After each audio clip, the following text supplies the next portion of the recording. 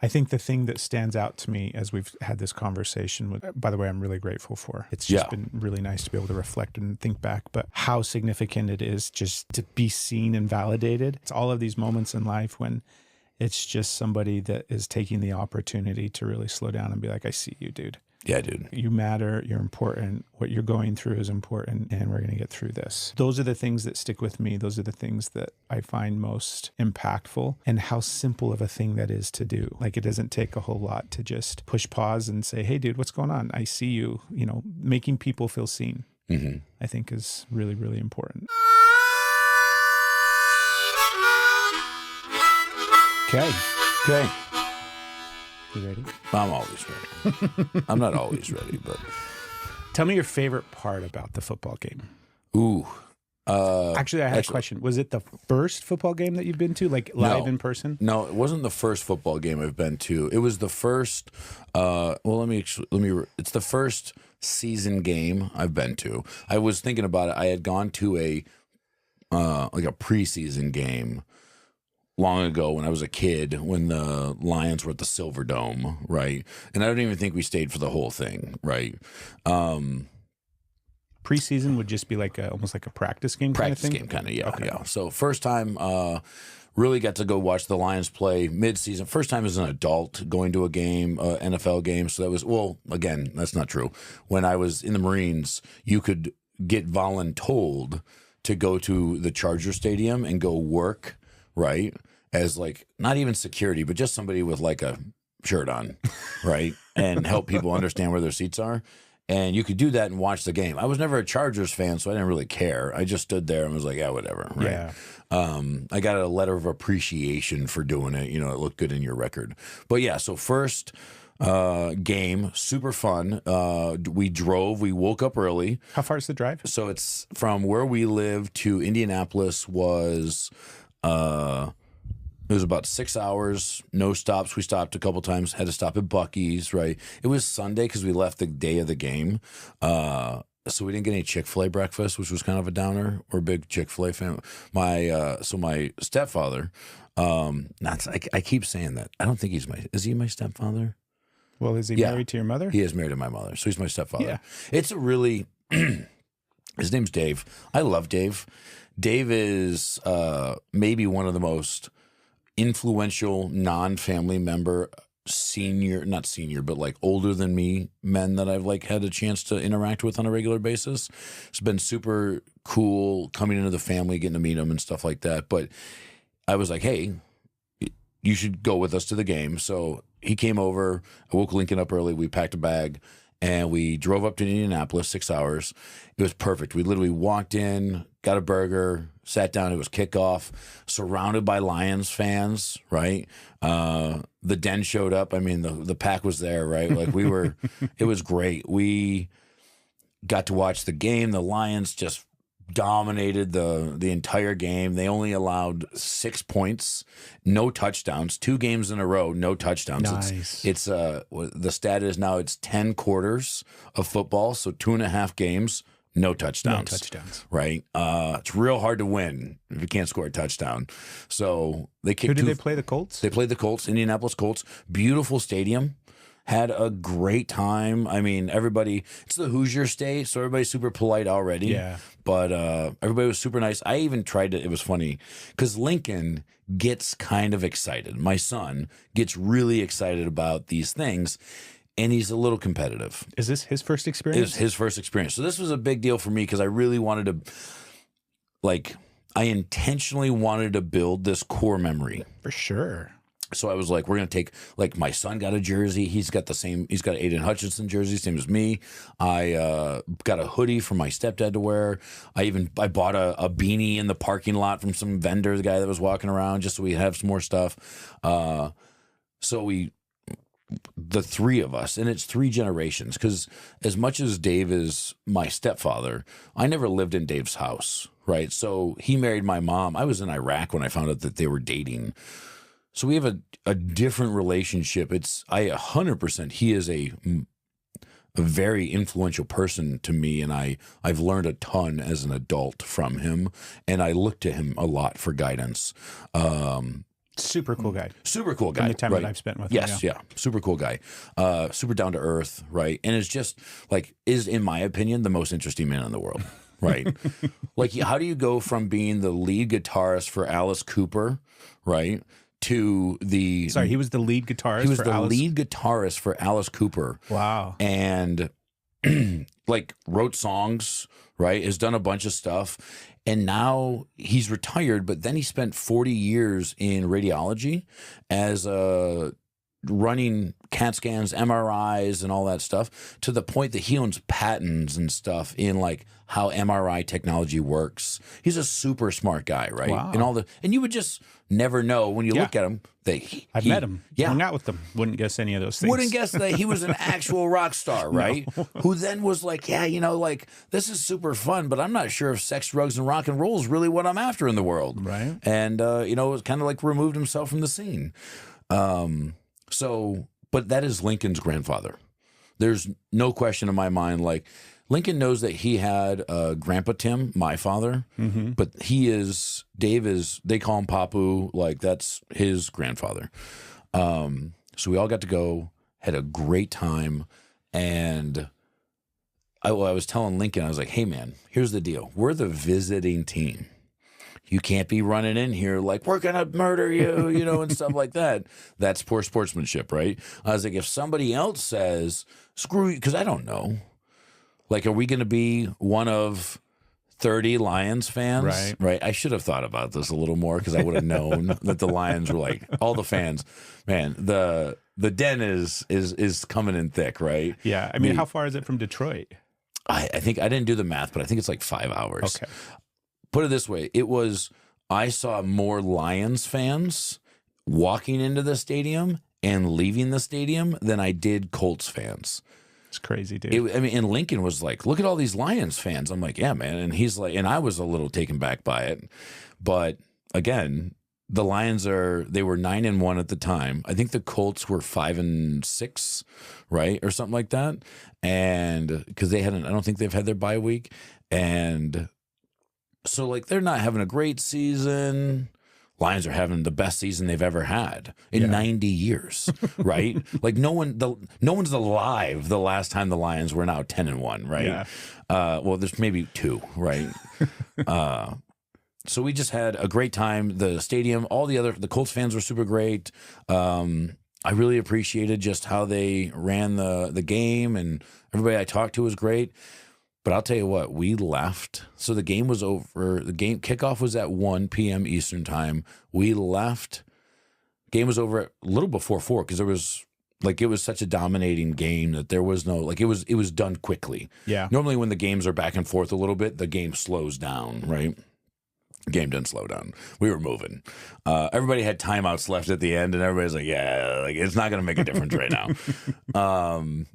And we left. It took an hour I think it was an hour and a half from the time the game was over to the time we were on the highway next to the stadium. That's how like slow that, and that's the process for that, right? Sure. And then we drove for another hour, and I was like, dude, I'm exhausted. I'm like I'm not falling asleep, but I'm definitely tired. And Dave is like sitting there, right? Like, Dave's not. He's exhausted. He's had a very long day, right? Because he drove an hour to my house before we even left. Dave's exhausted. And I was like, yeah, I don't think this is going to work. And so we were like, well, let's stop for the night and get a hotel. And Had you planned on driving straight home? No, we were kind of like, we're not going to do that. Okay. But we had said, like, maybe we'll drive halfway home. Let's get to Lexington, right? So we wake up and we got a 3-hour drive. No big deal.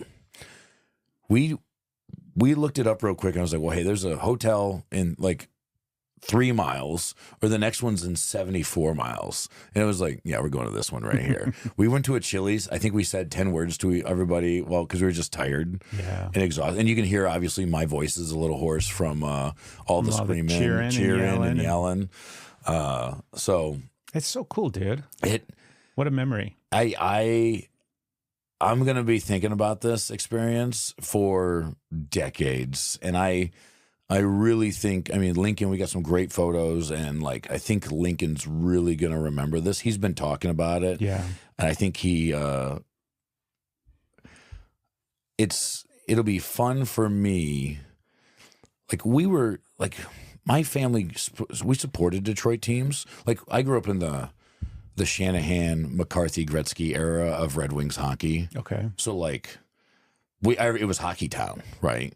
And it was great. And the Tigers have had some okay years. The Pistons had some great years in there, but the Lions have always just been like, oh yeah, that's our football team, right? Like, and you feel bad. You want to be a fan, You want to be a fan, right? right? But you're like, yeah, man. Like when it's 2008 and they go 0-16, you don't win a game the entire year, The whole season. whole season. Wow. It's only happened like twice in the entire NFL across the NFL, and you're like. So but I really think that this is going to we're in this whole, it's the new Detroit Lions is what they like are referred to now. And I think this is just going to be great for Lincoln. I mean, he's building this relationship and this fondness of this team when they're at the top. Right. And I think he's going to be a Detroit fan for the rest of his life. I think so. I don't know. I can't control that. God willing. But I'll Crossing bury our him fingers. otherwise. You come in with some Kansas City jersey kid, I'm going to lose my shit. I remember going to, because growing up, we weren't a football family. I didn't, I wasn't into football at all, but baseball was the jam. Okay. And because my dad came from California, he grew up in California, it was the Los Angeles Dodgers. Okay. Yeah. He grew up in Carson City. And Which is like right next to the. Yeah. Yeah. And so I don't remember exactly how old I was. I was probably truthfully, I was probably about Lincoln's age. I think I was about 9 or 10 years old. Yeah. The first time that I went to a Dodger game. Gotcha. And that's a core memory. That's like this incredible experience and hot dogs and like the whole 9 yards of being at the actual game in the stadium watching it. It was so freaking cool. Yeah. And and that's really my hope is it's one of those things that you can do. It's like a concert, right? Like I can remember most of the concerts I've been to because they're big deals, they're big events and stuff. What was your first concert? First concert was called the Volunteer Jam, and it was David Alico. It was. I'm trying to remember who else was there. It was like a country. It was the volunteer, right? Like jam or jamboree or something like that. Like a festival kind of thing. It was at Pine. Well, what I refer to as Pine Knob. I think I don't remember what it's called now. It's the music venue we have in Michigan, right? Okay. That's not a stadium, and I don't remember 100% who was there, but like it was a country. Bass. I think like Hank Williams was Jr. was singing. Like there were some bands like that. It was all country based. Yeah. And then I think right after that I went to Ozfest. Nice. I literally was like, oh yeah, this is cool. And then I went to Ozfest when I was like 15. How old were you the first time for the? I was like 14. Okay. And then my mom's like, oh yeah, you can totally go to Ozfest. She had like some crazy cousin of mine's like boyfriend at the time take me and my buddy, and we went to Ozfest. And he was like, yeah, see you guys later. And we're like, bailed on you. All right. What are we going to do now? Right. That's awesome. So it was cool. I mean, I remember that. Got to see Slayer, Rob Zombie, Godsmack, Orgy. There's somebody else too. I remember when that tour was going around. Yeah. I didn't go to it, but I remember that time period. Yeah. It was good stuff. I got to see I got to a couple Ozfests and went to one Warped Tour and then took a break for. Yeah, dude. Wow. My first concert was Alanis Morissette. Oh, I bet that was good. It was awesome. It was a great memory. Alanis Morissette is it Alanis? It's Alanis. Oh, I've been fucking that up for 40 years. She knows too. Does she? She talks to me about it all the time when we talk to her. She knows that I'm fucking it up. I'm obsessed with. I shouldn't say obsessed. That's too strong of a word. But when that album came out, her first album, it was my first CD. Is that the I'm a bitch, I'm a lover? Yeah, that song's on there. But that was the first because I had a Discman. Okay. You remember Discman, right? Oh yeah. Like I grew up. I had a Walkman when I was a kid. Okay, so. I want to hear all that. What was your first? Do you remember your first vinyl? I didn't really have like a vinyl phase. So I had tapes and then obviously CDs and everything, but Okay. we had vinyl in the house, but Who was your first tape? I don't know. Okay, who was your first CD? The first CD was Alanis. Was Alanis? Yeah, because the whole thing was like, I didn't really have, I mean, I did get tapes when I was a kid. I remember I got like the soundtrack to Beauty and the Beast. Okay. And I got some different, I'm sure I got other stuff like that. The soundtrack to Beauty and the Beast? Dude, I can sing the whole thing. I believe that you can. I would appreciate if you didn't. For the next 15 minutes, that's we're just going to be. New and a bit alarming. Oh, yeah. What's the one I like? The put our service to the test. Yes, be our guest. Yeah, be our guest. Yeah. But anyways, Alanis was the first concert, and it was awesome. I went with a buddy of mine, like my best friend, Kelly. He, because we were 14, we were freshmen. Okay. And his older sister, Jenny, drove us. Wow. So 14. Well, I'm trying to remember like when Alanis was Alanis. That's when it was, dude. It was when I was 13, 14 years old. That's when she came out with Jagged Little Pill. Yeah, it had to have been because I think I was a little, I think I was in middle school. Yeah. Yeah. So your first CD was Alanis. Do you remember your second CD? Garth Brooks. Look at, see this. Garth Brooks, the hits. Yeah. I love the. Do you remember that one where he like half of his face was the American flag? Yeah. Yeah. I don't 100%. I remember my first CD. It was Queen's Greatest Hits. Oh, dude. Yeah. And such an album. It was great. And then I think my second was George Thorogood's Greatest Hits, and then it was Green Day Dookie. Yeah. Yeah. But I remember the Alanis. I had that. I don't know if I had the. I think I had the CD. But having a Discman, you had to like ride the bus, like to hold it so it didn't skip.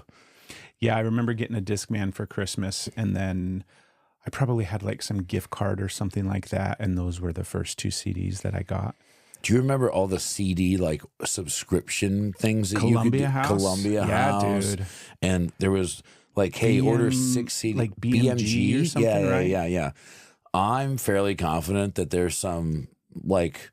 It's a great Ponzi scheme. Like somebody definitely figured out how to make like millions of dollars off of all of us. I mean, at the same time, like I'm fairly confident I got like 15 to 20 CDs, never paid a dime for them. Yeah, I don't know what that business model was, but it was crazy. Because you legit would get like packs of CDs in the mail. And they'd be like, we'll bill you later. Yeah. Right? Or just send us one payment of $19.90 or of 99 cents or some shit like that. Yeah, it was so weird. And then just pay later. And I was like, I'm 12. Fuck off. Like, I don't care. Right? Yeah, I was like, whatever. Who's paid for these? Yeah, I'm not paying for them. That was back when you could order stuff COD. Yeah.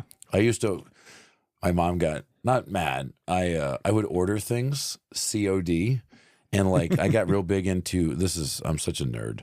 I got real big into like stop go animation. Okay. So I had a camcorder, VHS camcorder that you could hit a button and it would take a frame, and I was making these model. Like claymation stuff. Yeah. And I was moving them around and I was taking these and I was doing this. I ran out of clay. So I ordered 25 pounds of modeling clay as a block. COD. Pounds? It was this giant block. It was the size of a cinder block. And I ordered it COD.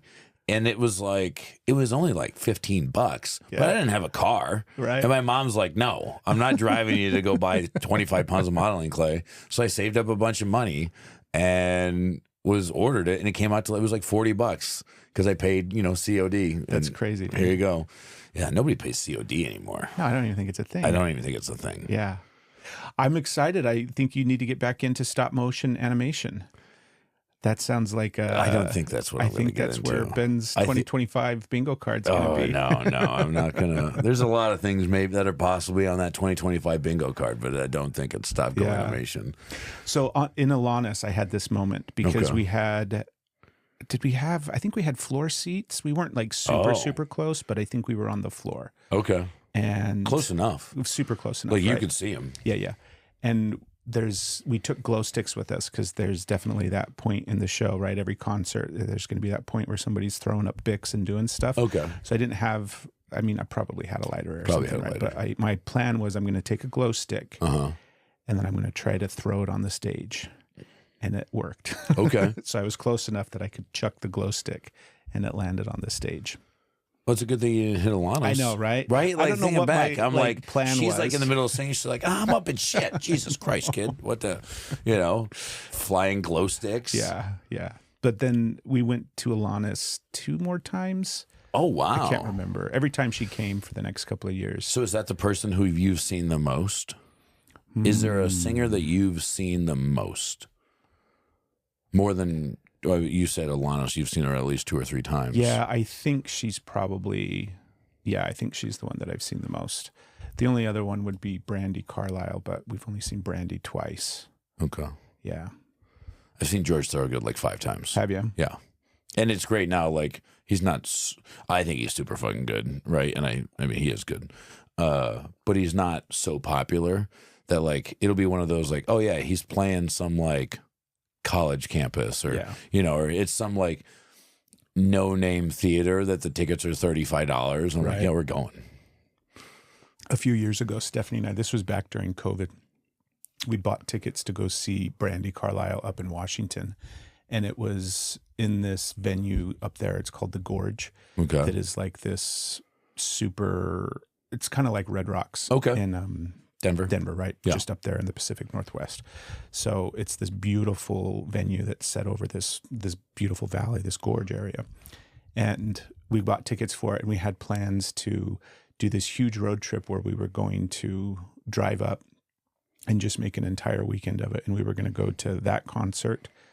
And then like 2 days later in Seattle, we were going to go see Alanis in concert. So it was like this awesome trip that we had planned out for our anniversary. And then COVID happened. So all of that stuff got put on hold. And then when it finally like came time and, they were able to announce the dates for the shows and everything, enough shit had kind of like shifted up in our life that we didn't go. We couldn't go. Oh. And so we ended up giving the tickets away on the podcast. We did a little fun thing cool. and gave the tickets away to somebody. But yeah, man. And it turned out to be like this incredible concert where like all these, it was one that we definitely should have been at, but that that's all sucks. good. Yeah. But it happens. Of course. Right? Like COVID. I mean, it happens. The coronavirus. Yeah, the coronavirus. The freaking bats. Yeah. I'm excited to get into this topic that you brought up. Yeah. I think this is why, go ahead. Well, when you were talking about Dave earlier, I know. I was like, perfect lead in, dude. Yeah, that was kind of a... Right? Foreshadowing. For a little bit. Yeah. I think that I think it's really interesting to go back and reflect on the other, and I'm going to be specific here. I think you can do both, but specifically the other men that you've interacted with throughout your life and how they've shaped who you are today, right? Like Dave is my example. My dad passed away when I was like 28 or something like that. And I had been in the military, but I didn't have a father figure like that for when I was having kids or something like that. And Dave's really stepped into that role for me. And I've really learned a lot about watching him interact with other people and how he handles himself and his thoughts on things and stuff like that. And I'm like, yeah, that's somebody that I want to model a little bit of my life after. And I think there's just been a lot of guys like that. And I think that it's not just guys who are in father figure roles, but there are friends, yeah, dude. Right? And even people who probably don't know that they've had an impact on you, right? And they have, right? Yeah. So I would love to hear from you a little bit. Like, who's somebody, who's a man that's had, the first person that comes to mind, who's a man that's had a lot of impact on who you are today? It's interesting when, because we were texting about it, and I got to get my fucking coffee. This is the dumbest thing because these chairs are white, and it's like I feel like we're playing with fire over here. Literally, coffee. Hot coffee.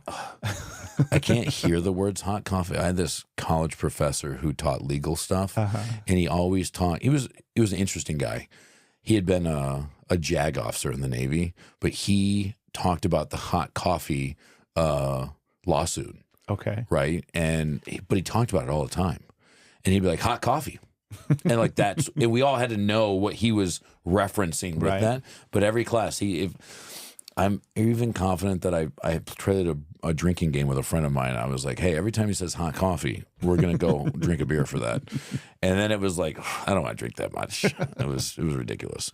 Okay, but sorry. Yeah. When you posed the question or when you brought it up, I was like, that's a great question because I do have tons, right? I've got, like you were saying, it's not just kind of like these father figures throughout my life, but just men in general that have had an impact on me.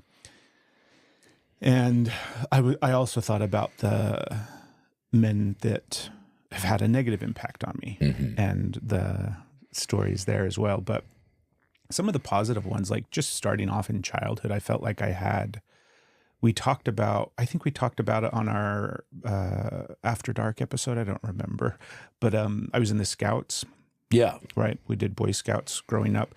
And my family did all of the Scout stuff. So it was like the very beginning.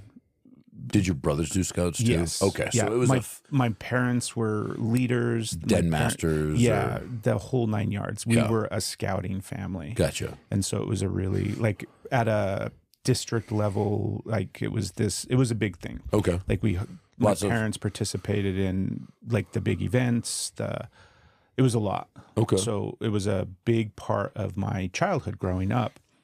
And because I was the youngest brother, I got not dragged along, not in a bad way, right? But like I got to go do all of these things because when like my older brothers were at scout camp, we would drive up and spend the weekend or whatever because we're picking them up to bring them home. So you get to go do that. So I got to go do the canoeing. I got to do the rappelling. I got to do all the archery. And then you get to do it again when you were in Scouts. Exactly. That's well, cool. what happened was by the time I got to actual Boy Scouts, Okay. because you've got Tiger Cubs, which is pre-Cub Scouts, and then you've got Cub Scouts, Weeblos, and then Boy Scouts. Gotcha. And I went all the way up until Boy Scouts. Okay. Because by the time I got to Boy Scouts, I had already done all of it. I didn't want to like participate in well, we got to go to the meeting on Wednesday and do all these kind of things. I'm like, I know this book in and out. I just want to go do all these. So I didn't Somebody just give me my damn Eagle Scout badge. Well, it was a whole thing in our family where you had to get your Eagle if you wanted to get your license. And so both of my brothers had to go through that process of getting their Eagle Scout before they could get their driver's license. And by the time Craig turned 16, that rule was gone. So I didn't have to worry about it. Yeah, your parents by that time like, I'm done with this shit. Yeah. Well, my parents had gotten divorced by that point. Oh, yeah. So there's even more stress. And exactly. Life falls apart. You kind of falls through the cracks on this. You're like, hey. I don't have to get my fucking Eagle Scout. That's right. And I fucking did all the fucking things anyways, because it's not like those guys did their Eagle Scouts alone. I was fucking there doing it. Anyways, influential men. I had a lot that came through scouting. Okay. And obviously leaders and different men. And we also had the church because the church was a big part of the community because we lived in a small town in Utah and the church meaning the Mormon church, right? The LDS church. And so all of it was kind of integrated into each other. So scouting and church took place simultaneously, basically. All the men that were, held positions in the church were also the men that were leaders in the Scouts. But there was one guy, his name was Leonard Teon, and he was my Weeblos leader. And he was also, because of the whole thing where it's basically, a community thing, I was in the sphere of him for a long time, even though, I technically didn't have, he wasn't my leader until I was a Weeblos, which was like 9 or 10 years old. I was also really good friends with his boy. He had a son that was my age. And so spent tons of time over at his house and, used to play over there all the time. They had the coolest house. They had all the lizards and snakes and turtles. You say coolest house. I'm like, did he have a slide in his house? Well, they didn't have a slide in the house, but they had all those reptiles, all that stuff. But then their yard was like this jungle. Oh. And we were at the age where we were still overgrown jungle? Yes. Okay. I can see it from the perspective of an adult. Yeah. Where it's just nobody was trimming bushes. Yeah. Or mowing You're like, lawns The kids were all like, it's a jungle. Yeah. And everybody drives by like, what an eyesore. They had a pergola on the side of the house that had grapevines. And they were so thick, the vines that it wasn't just grapevines, but it was like branches almost that had grown over time. And so I remember crawling and climbing on top of that pergola and hiding in the grape leaves like above. And because we used to play guns all the time. That was the game. Play guns? Just guns. That's the name of it. I don't understand. What do you want to do? Play guns. You want to play guns? Play guns? Let's play guns. What is playing guns? Playing guns is basically just shooting each other. Just shooting each other. Yeah. And America's got a shooting problem. So we're running around the yards with toy guns and shooting at each other. Okay. And that's guns.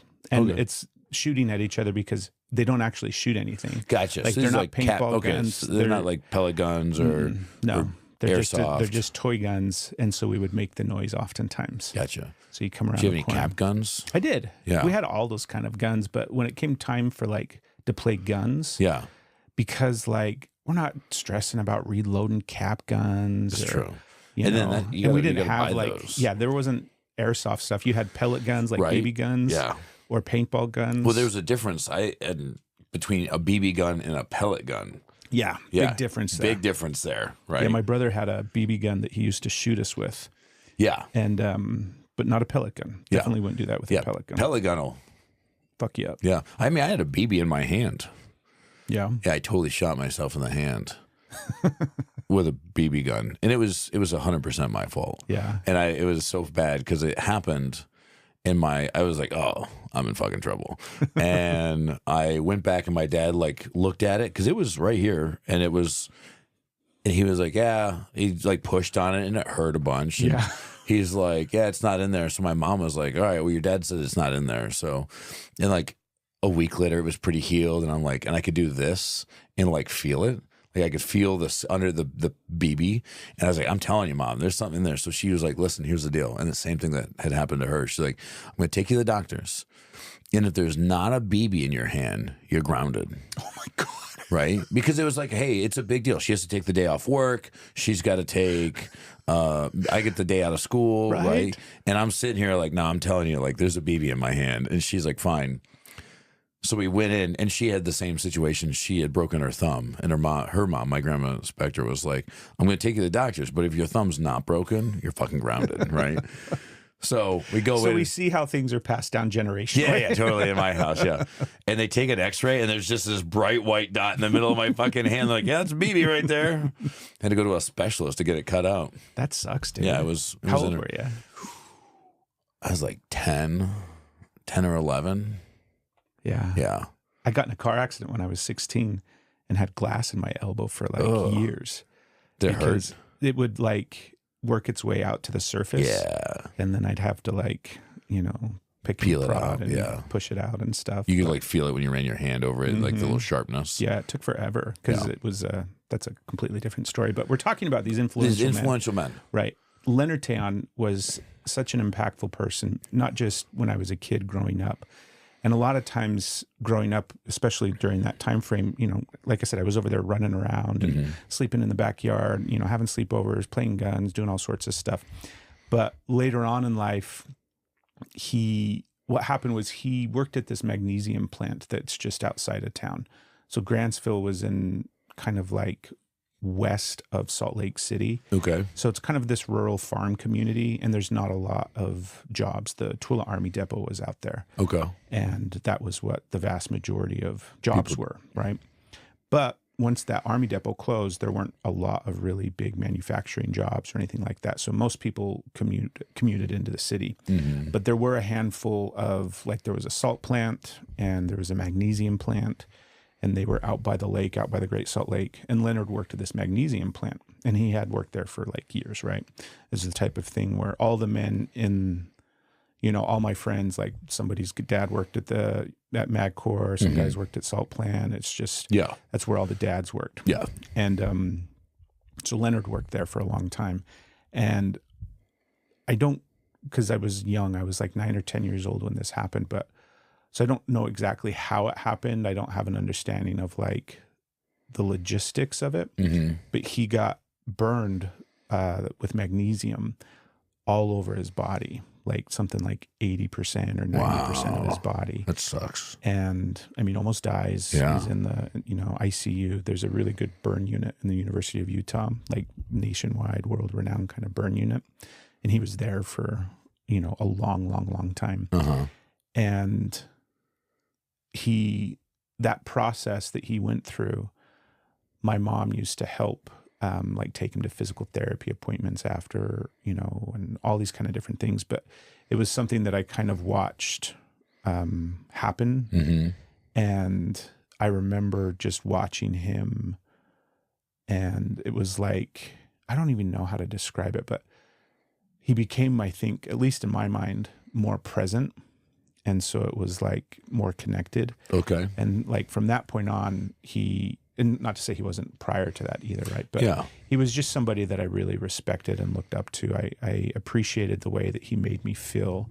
And over the course of my life, there was, a handful of interactions with him. At one point, I even worked out there at MagCorps, and he was the safety officer. He was like the guy that would, give you the orientation training before you start. And so he still worked out there, but just in a much different capacity and stuff.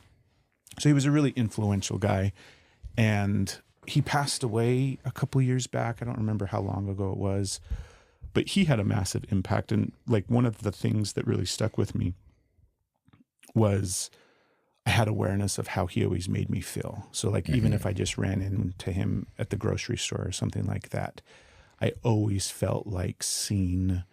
I felt like he was very much like made a point to stop and pay attention and say, I see you, I love you, you're important, right? And it always seemed like that was the message.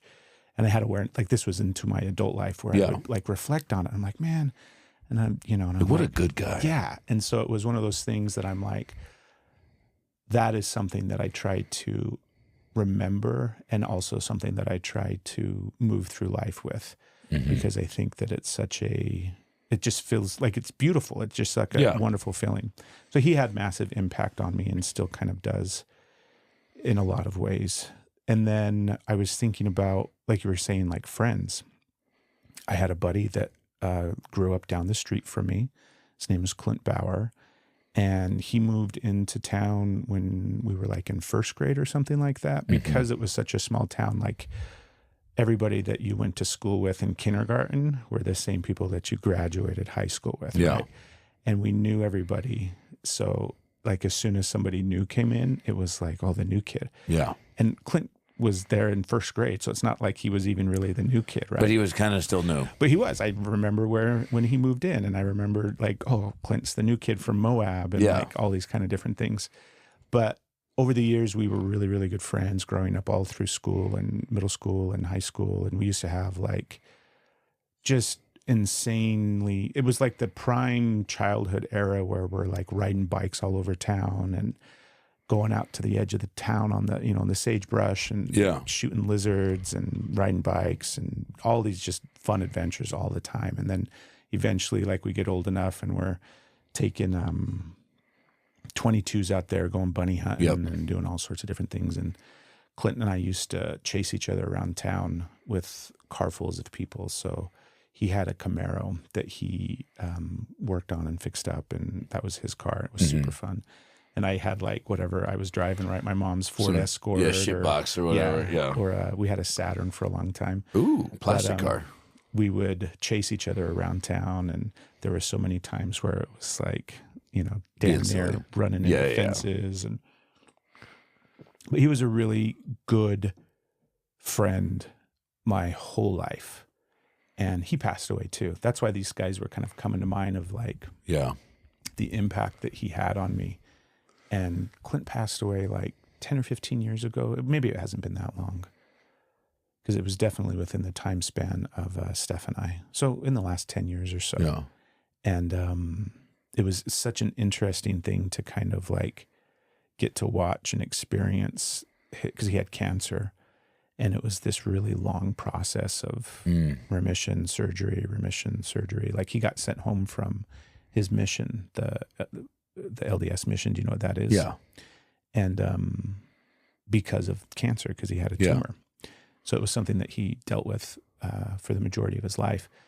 And towards the end of his life, him and I had just these really awesome conversations about life and what's the meaning of all of it, and like all of these kind of different things. And it was really, really just awesome. He was somebody else too, that he was always loving and accepting and kind and, you know, had a smile on his face. Like, he's just a really sweet, kind guy. Mm-hmm. And so, yeah, those are two that pop. I mean, I've got lots. Yeah. But who's somebody?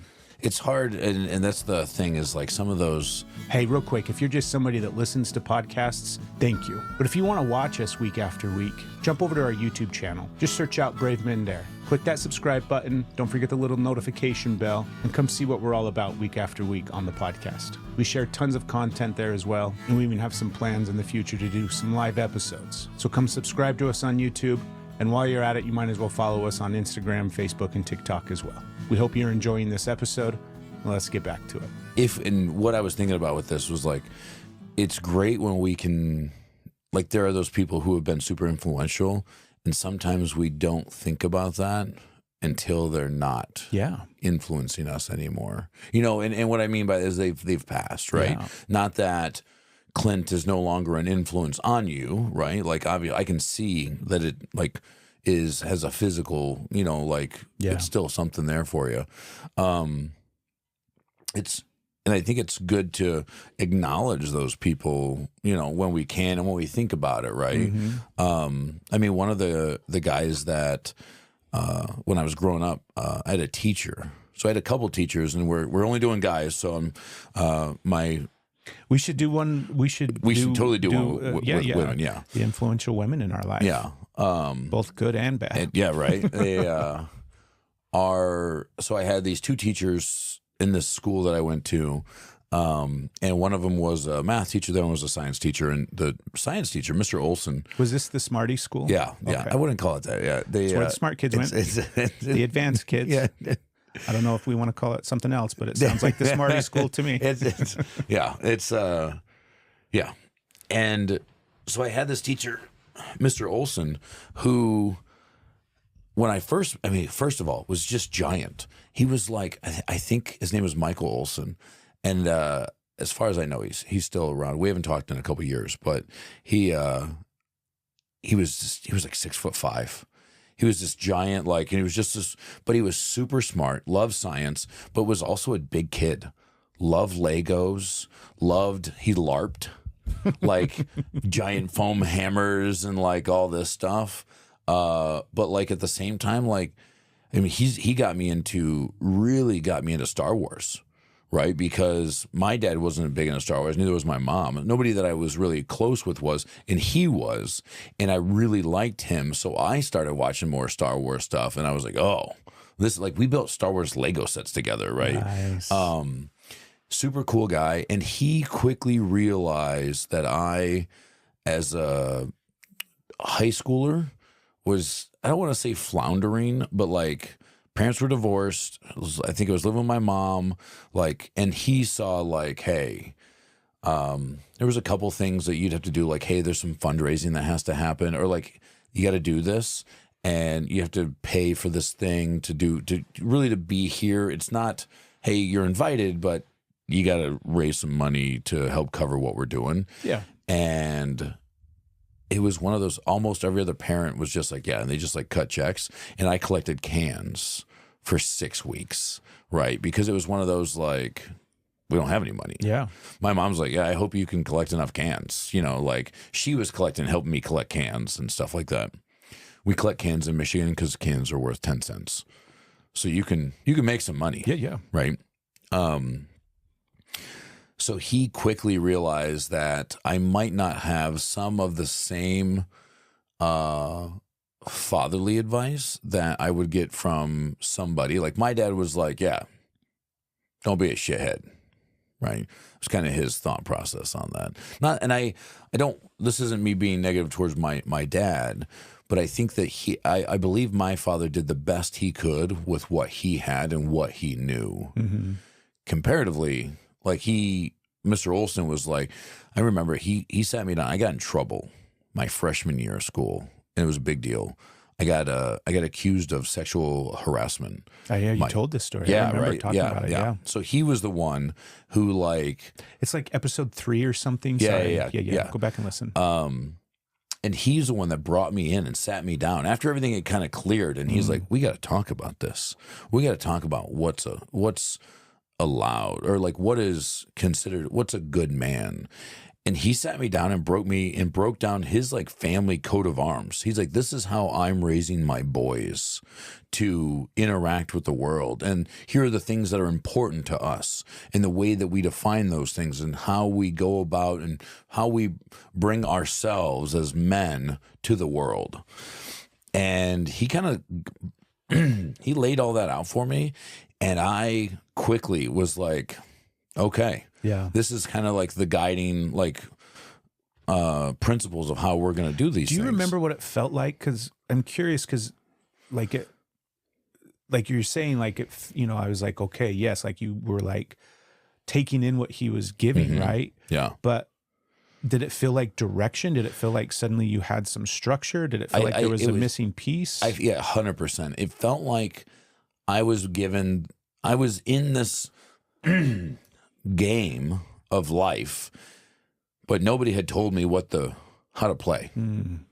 I was just running around in the world of this game, the Matrix, right? The simulation, exactly, and just running around and not really like working towards or doing anything. Yeah. And he explained this stuff to me, and I was like, and all of a sudden I was like, oh, now I have like a set of guidelines to go and do these things. I have structure. I have a rule set to align with. And it was because I think I really appreciated how he was as a person and as a man, that I got an opportunity to, like, if there's somebody I want to model some of this stuff after, it's going to be him, right? And I was super proud of that, or super open to that.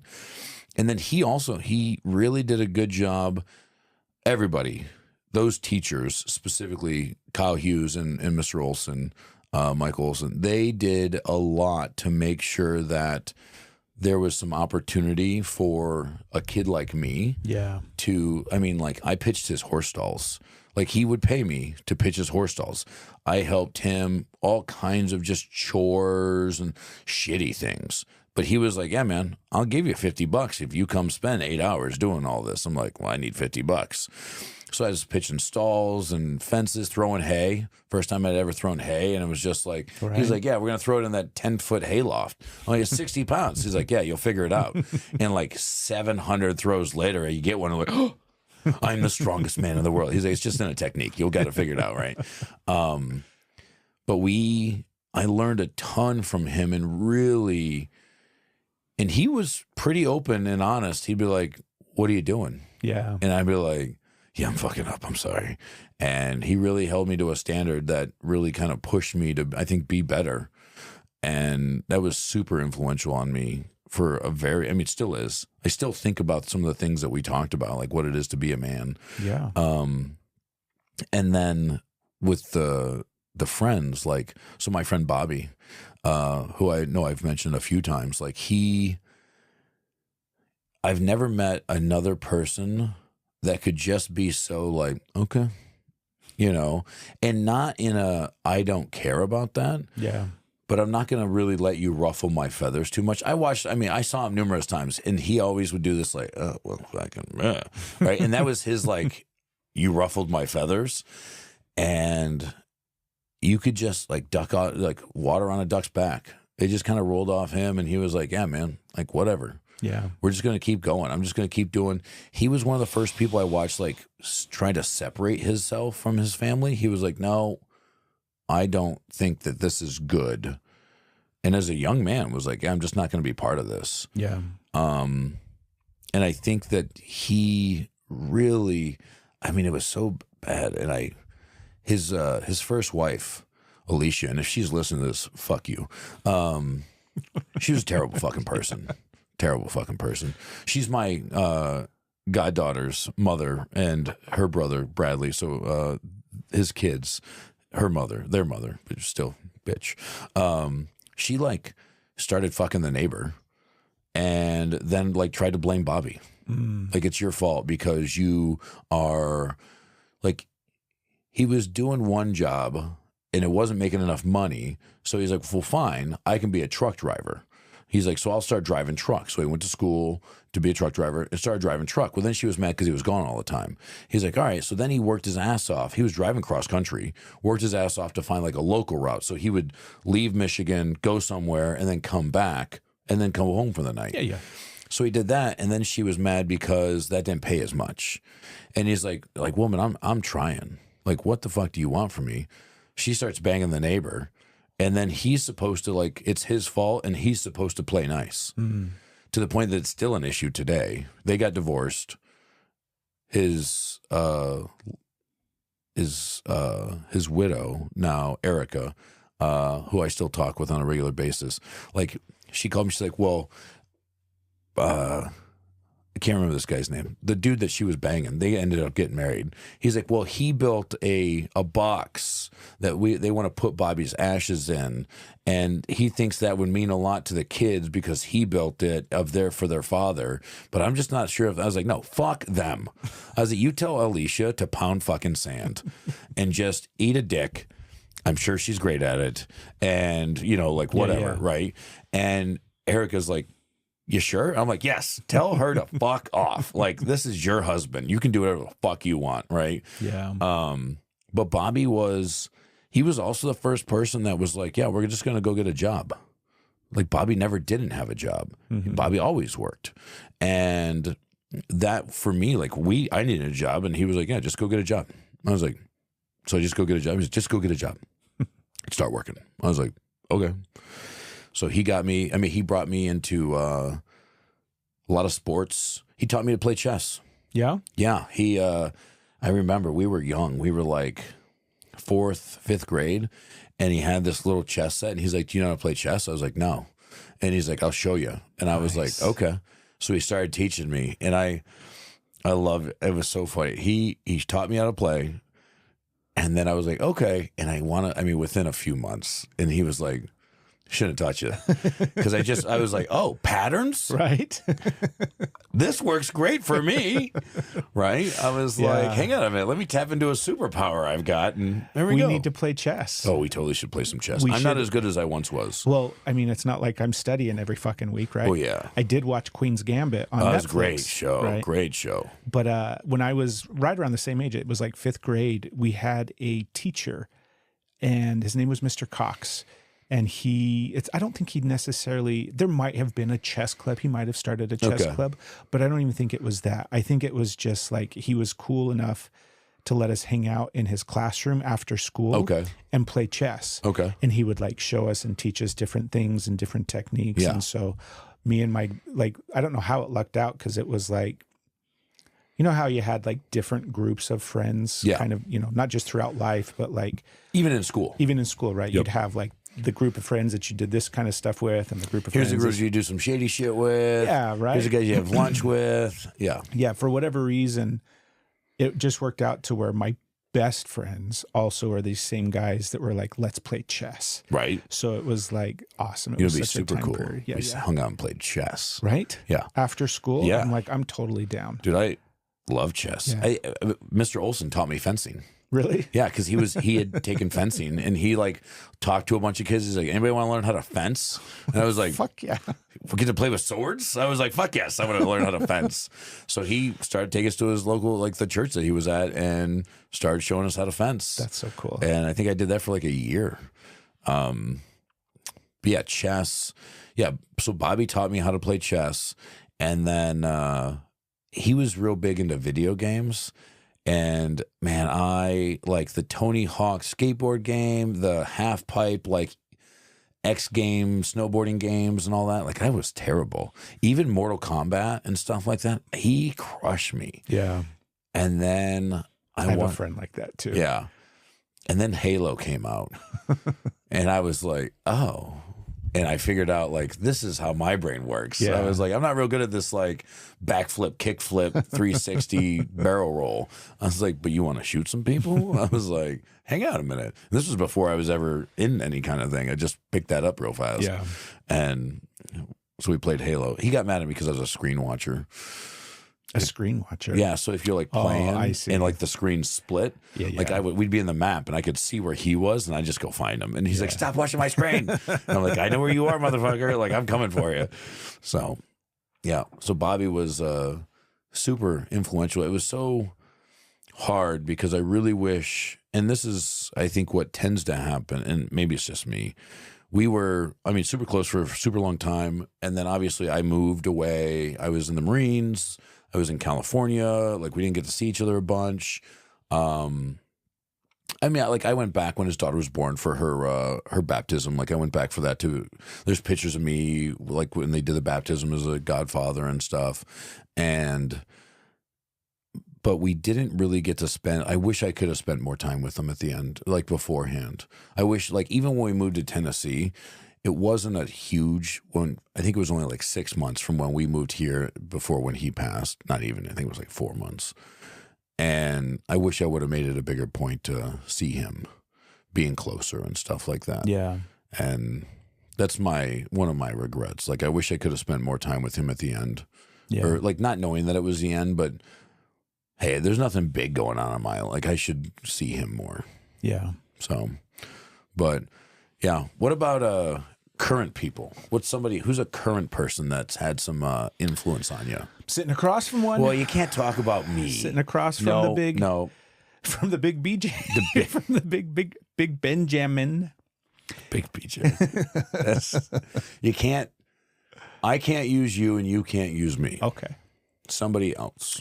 As an adult, like in my adult life, and most recently, as far as men goes, my last therapist was incredibly influential for me. He was really, really a big deal, and basically because like therapy sucks, right? Yep.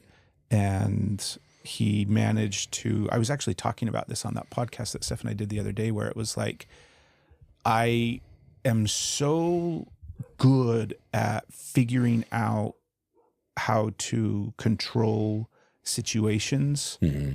And like I figure out a person and who I need to be in order to like basically when I meet somebody and then I figure out who I need to be so that they like me. Yep. And I did the same thing in therapy where it's like, okay, I figure out this therapist guy and then I figure out the version of Craig that I need to be so that he likes me. Let me project this. Yeah. So I'm super focused on trying to figure out. And then it's like, I just want Jeremy to like me. Mm-hmm. And then eventually it's like, no matter what happens, he did such a good job at holding boundaries and keeping things in this like really, not just like a professional standpoint, because he just did an amazing job and created such a dynamic in the relationship where I felt really, really safe. And that was a massive, impactful thing for me. And I think that's, I don't think that's him as a therapist. I think that's him as a man. Mm-hmm. At some point it became very clear to me that he was somebody who, like, yeah, he's a good therapist. Yeah. But the reason he's a good therapist is because he's a good person, because he's a good man, because he's, got this really big heart that this is how he uses it and the way that he uses it. So that was a really impactful thing. And that just a couple of years ago, stopped seeing him when we moved here to Tennessee. Yeah. But he was a big deal for me. And then there was another guy, his name's Dan Doty, and Dan founded that men's organization Everyman that I was super involved with. And that relationship and being able to like learn from him and be in space with him, like it was kind of the same thing where all of these men that I, now that we're talking about it more, but then also as I've been reflecting about it, the ones that really significantly made an impact on me are the ones that I felt like saw me. Mm-hmm. Do you know what I mean? Yep. And Dan was somebody who I felt like really saw me and cared about me and loved me. And like, that is something that I appreciate. And he was really impactful. And again, it was like I heard him on Joe Rogan. Mm-hmm. And at the time I had just started Energy is Love. And this was all right after I got fired from being a cop. So I was in this really like crazy place. Kind of unknown. Yeah, just like a really chaotic spot in life, not really knowing what I was doing and trying to figure things out along the way, on top of trying to like heal and hold things together, and everything was just really chaotic. And I go on this expedition, this men's retreat expedition thing that was like the week-long backpacking trip into Yellowstone. And Dan is the leader of all of it. Dan's the founder of Everyman. And so I got that experience, and then I just kept going back. And truthfully, it was like because I did a bunch of those events. I went on that first one that was like the week backpacking trip into Yellowstone. And then like the next one, next year, I came back and helped,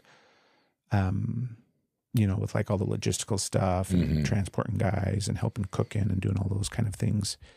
And then they do a bunch of weekend events that I would go and help with, and then eventually go through like their foundations training and all the whole time doing all of those things as well. I was also in that men's group in Salt Lake, because when I got back from the Yellowstone thing, I started a men's group in Salt Lake that met every week, and all of this stuff Dan was connected to, because it was that space at the time, right? And so he was just really, really influential in that phase of my life where I was able to open up and connect to, truthfully, like the emotional side of myself, and get into the space where I was actually able to start processing through emotion and expressing emotion. And like, it gave me the courage, the confidence, the space. I didn't, all these different things, but truthfully, it was just like permission in a sense to start to feel things and feel it within this container of like a men's space and being held and supported by men. And that was just awesome. That was super profound. That had a massive impact on me. And Dan was a pivotal role in that.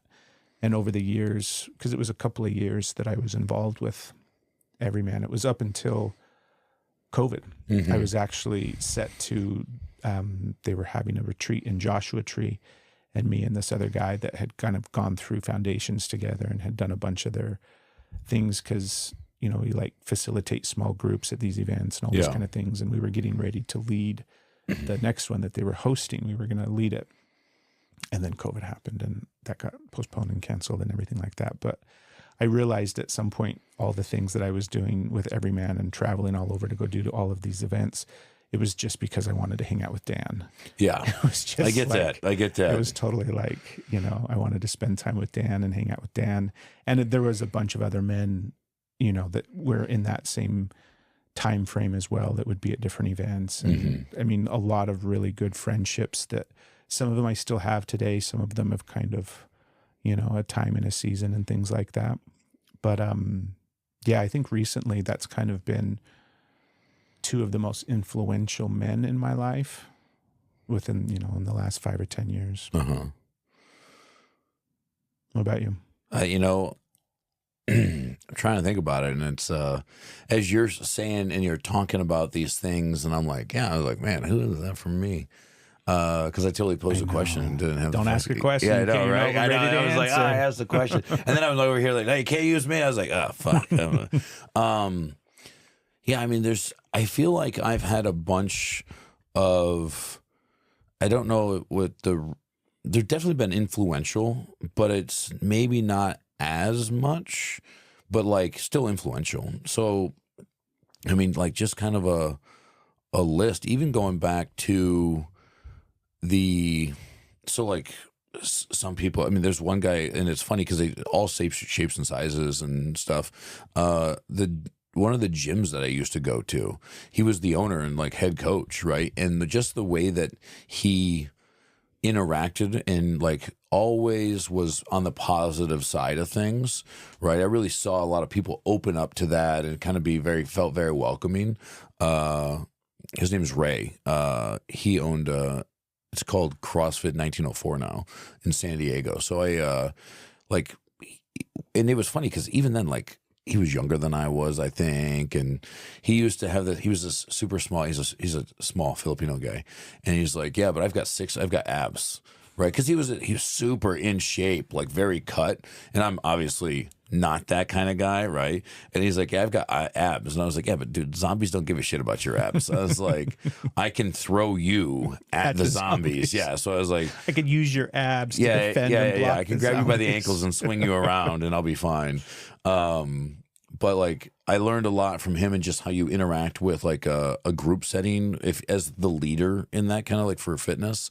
I learned a lot from another guy. He was my arm wrestling coach, Harold Reese. Like he's the kind of guy that like he got out of he married his high school sweetheart, had a couple kids, but he was like, yeah, I'm going to be an electrician, and that he made that his profession, and got to the point where like he's known for his abilities and all that. He was also an arm wrestler, like 5-time world champion, like arm wrestler. But he took me on as like, yeah, I think you could be good at this, and like started teaching me stuff. But I loved, I don't know if I've ever met anybody who just didn't like him. Yeah. Everybody liked Harold. I mean, I still like Harold. Like we haven't talked in a minute, but like I still follow him on, like I know his son just had his 21st birthday, right? And they were at I think the bar is called the Tipping Cow or something, like the Cow Shed. That's what it's called.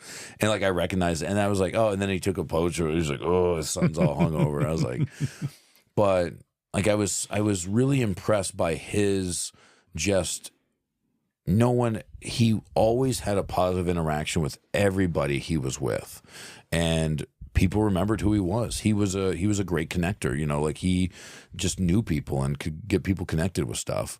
And I think, yeah, I mean, those are a couple that stick out, but I mean, even like in the current group of friends that we have now, I see a lot of like influential things from our, like the group of guys I hang out with now, right? Like, Joe, right?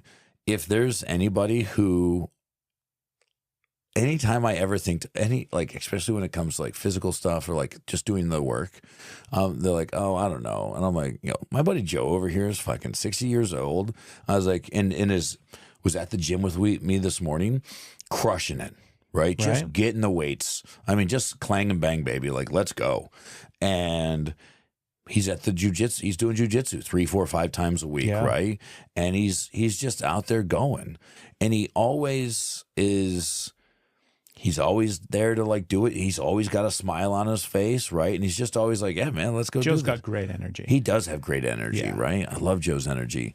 I love that. Josh Decker, another guy who is so funny because is just such an interesting guy, but is so family oriented and is just like, I'm going to do whatever I need to do.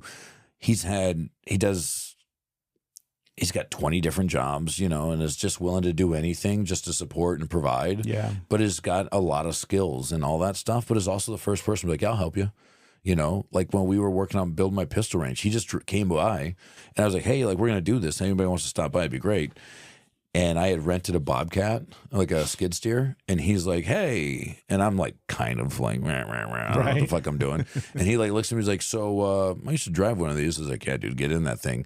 And he basically built that fucking pit with the whole pistol range by himself in that skid steer, just going to town, just loving it and having it and just doing all the dirt work. And then he was like, all right, I got to go home. Thanks, guys. And I was like, yeah, man. And I'm like back to futzing around with this thing, going to flip it on myself. But I think he's one of those guys that's just like, if he can help you in any way, he would. And I really appreciate people like that, right?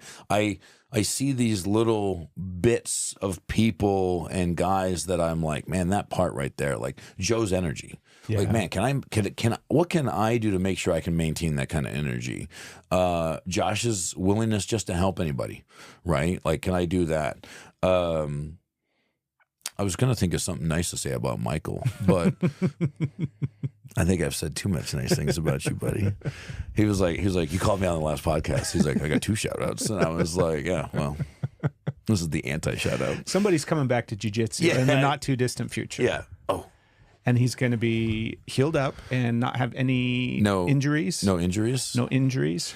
And I'm excited to roll again. Yeah. Well, you better watch out because Michael's been clanging banging as well. I know. And I like rolling with tough guys, though. I like rolling with guys that are like, I'm so strong. I'm going to do this thing. I'm going to do it. Do it. Do it. Go for it, bud. Go for it. I'm excited. Anytime I roll with somebody who thinks that they're going to be like big and strong, I'm like, yeah, bud. Right. It's that Michael Keaton gif. It's my favorite gif right now when he just sits back. He's like, bring it.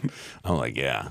He was hitting his max bench. We did a one rep max bench press a couple of weeks ago, and Michael hit, I think he hit 200 pounds. And we did 6x8 today, and he finished his last 2 or 3 sets of 8 reps at 185. Nice. And I'm like, okay, kid, like, get it. I'm over here like just miserable, hating every rep that I'm doing. Yeah. And he's like, I think I'm going to put a little more on. And I'm like, I'm not. I know. I wish you fucking lived closer, dude. Or you could just wake up a hair earlier. I know. Anyways, we've talked about that. We'll see. That's definitely, well, it's winter time, so I'm definitely sleeping more right now because the days are longer. You're supposed to sleep longer in winter. We're supposed to mirror this natural cycle that takes place. And that's the life I'm trying to live right now. Is that what it is? Yeah. So I go to bed when the sun goes down, I go to bed, and when the sun wakes up, I wake up. When the sun wakes up? Yeah, I've got a natural circadian rhythm that I like to mirror the actual flow of, the universe with. All right. Well, so it's working for me. Yeah. So let's just move your time back a little bit. Can't do that. We got stuff to do. You got stuff. We got plenty. I get a lot of stuff done. 24 usable hours in every day. I think about as you talked about the men that are in in your sphere right now, kind of the men that are in your life right now. I can look at and see my life in that lens where there's like periods of my life and there's periods when I'm surrounded by really good men and then periods when I'm not. And it's interesting because I can see how it's like when I've got good men around me, life tends to go a little bit smoother. Yeah. And when I don't is when things are a little, go off the rails. Yeah. But I also don't think I've ever had awareness of that. Like that's not how I've ever kind of seen my life in a sense. Well, it's what they say, right? Like you are who you surround yourself with, right? Yeah. And I think about that stuff all the time. Like if you walk in, or what is it? Like you should be like, my goal is like, can I be the dumbest guy in the room? Right? Can I know the least about whatever it is that's going on in this room so I can try and absorb more? But I think that it's 100% you are who you surround yourself with, right?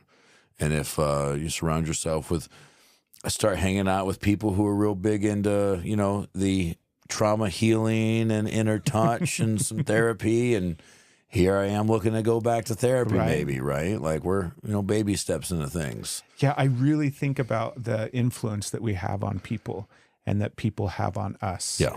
And it's just this really amazing kind of exchange that takes place where, I see it through our relationship because there's so many parts of We're not talking about our relationship, Craig. No. But how much we have kind of shaped and influenced each other just by kind of moving through life together in a sense, right? Yeah. And I love it. Like, I think it's a really beneficial, amazing thing that happens and takes place. And like you're saying, right, the importance of who you surround yourself with. And again, it's like, I don't think I've ever had awareness of that. I've never like consciously curated the people around me. Yep. Does that make sense? 100%, it's always just kind of like moving through life and whoever's there or whatever's going there, on. right. And that's in my brain, that's just what life is. It's like, this is what's happening. But I've started to really, especially within the last couple of years, both in a, I think, subconscious way, but also like now more in a very deliberate way, really pay attention to that. Really pay attention to who's in my space and those relationships that don't feel good.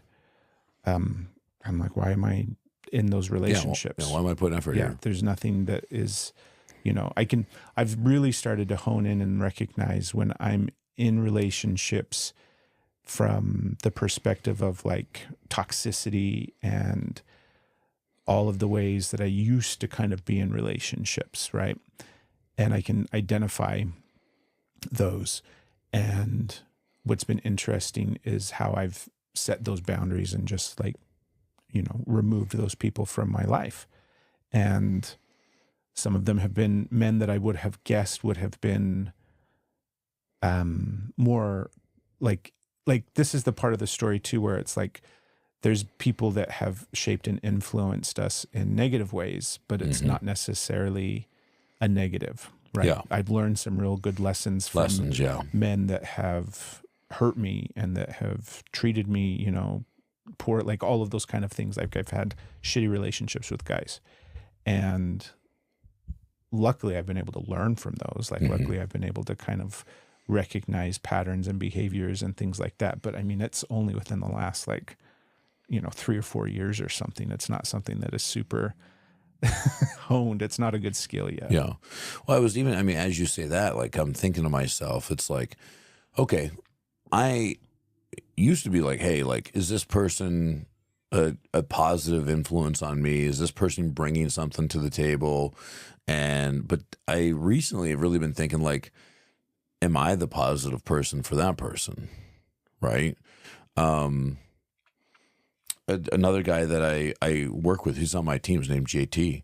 Like JT's he's overcome a lot. Like he used to be an alcoholic, like addict style alcoholic, like at work drunk, right? Like I don't want to be recognized, even though I'm doing a great job. And this is a story he told me, like he got called up in front of the entire sales floor to share like what he was doing. And his biggest concern was that everybody was going to smell the alcohol on his breath because he was drunk, right? So, but had gotten so low that he was living in like Salvation Army halfway house and working at the Salvation Army.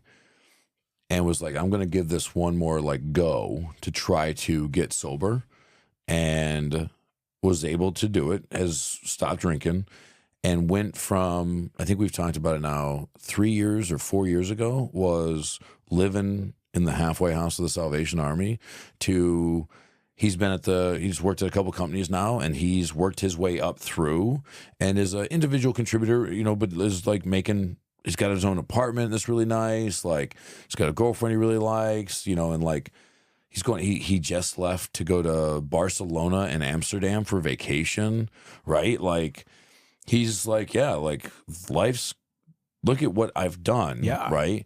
And I'm so proud of him for like all that he has accomplished. And I've really done a lot to, I kind of like, hey man, come here, like let's talk about it, and trying to show him some things and talk to him about things.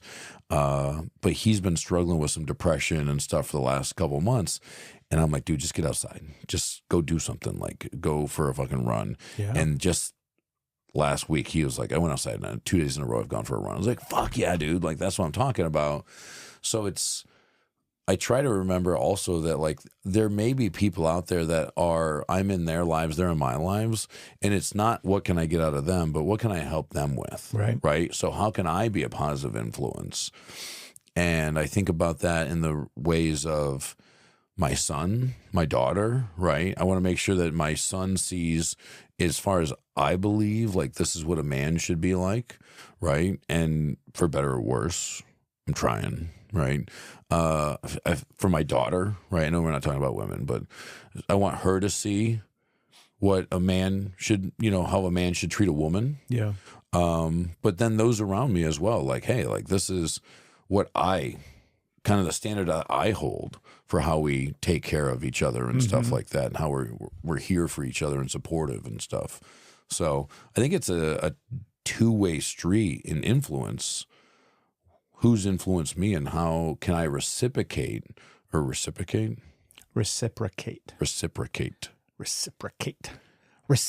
Red leather, yellow leather. That awareness of what you're like, the awareness of the, you know, what you're giving, I think is a really important part of it. Yeah. And it's kind of like, I've had that thought too, where it was Joe's boy. It's not that I can't remember his name. I don't want Eli? to. Yeah. It's because I didn't want to mention his name, but my bad. It's all good. But talking to him in jiu-jitsu, and speaking to him in a way that is like, you know, you're better than this, and your jiu-jitsu is better than this, and you know, just having a conversation with him. And then like weeks later, Joe being like, I think you lit a fire under it. Like what you said to him, like really, and having awareness of like oh, wait a minute. Seeing myself in that role of somebody that, you know, has that effect on people or can have that effect on people in a positive way is something that has only been within the last couple of years. But it's a cool thing. It's a cool experience. I think too that I'm starting to have awareness of my age, and a lot of it's because of the gym and jiu-jitsu and some of the guys there, and recognizing that I think they see, and who knows, I'm obviously fucking projecting, right? But it's like, I feel like those same group of guys, because there's some guys that are like in their 20s, right? Mm-hmm. There's some younger guys there. And I don't see them any differently than I would just see the group of guys at jiu-jitsu. Totally. Yeah. I don't see ages. Yeah. Right. And it's got to be like when there's kids there, like when there's That's those different. teenagers there, right? Yeah. If they're still a teenager in my mind, even the guys that are like 19 and 20, still I'm children. like, you're they're a child. teen. Yeah. I'm like, I don't know. Are you 13 or 19? Exactly. Like, yeah. I'm like listening to you talk. I'm like, oh, you're a kid. And then I have to remind myself when I'm rolling with them. Yeah. They're children. Right. Yeah. Especially when they're legitimately under 18. Yeah. I'm like, don't hurt the child. But having the awareness that I don't think they see me the same way, that sometimes they're seeing me through the lens of, that's the old guy. Yeah. And I'm like, wait a minute. But when I first started catching it and kind of like feeling that sensation and having that thought, I was upset. I'm like, fuck you guys, I'm not old. But then I also recognized, You're totally like, old. Right?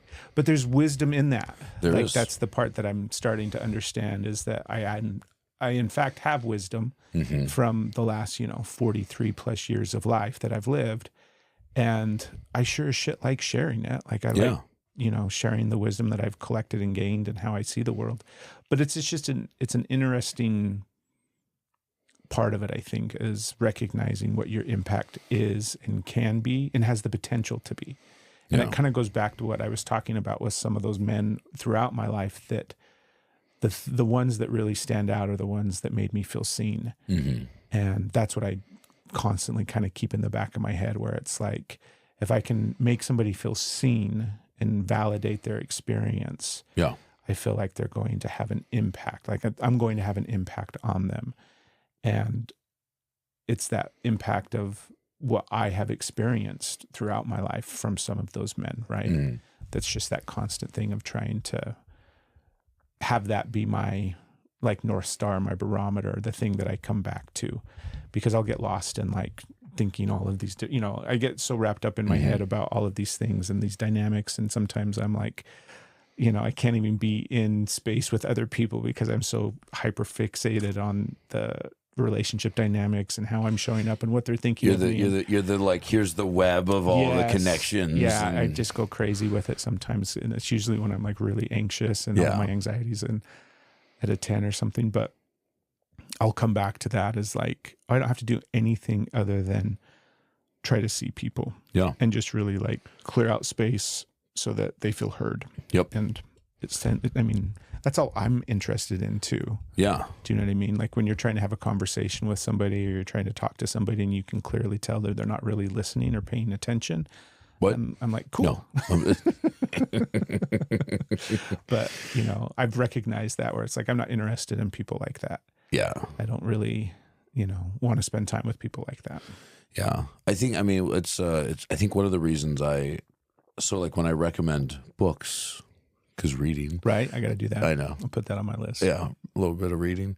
One of the ones that my first recommendation is How to Win Friends and Influence People, Dale Carnegie. And the synopsis, the short, is how do you get people to like you? Ask them questions. Yeah. Be curious about, who they are and ask them, tell me more about that. Right? Like, oh, what are you doing with that? How's that going? Right? And when you do that, it makes people feel seen, makes people feel heard, right? Hey, how you doing? And stuff like that. And I try to remember that, right? Like that has had a big impact on me in the idea of how can I project, and not necessarily how can I be the person that has had an impact on other people, but how can I make sure that I'm putting my best foot forward for others. Yeah. Right. Because I feel like if it's, I don't want to just be the guy who's taking influential things from everybody, but I want to try to, what can I do to, share some of that? So how can I have better conversations and connections and stuff like that? In your, like, kind of similarly in like the last 5 or 10 years, kind of recent adult, because I'm constantly thinking about like this version of myself, right? And there's been some things over the course of the last 5 or 10 years that have shaped and molded this current version of Craig. What are the men that have influenced that are like the men that are out there in this is why this works. That was literally going to be my question to you. Who are the guys that you don't like personally know? Right. One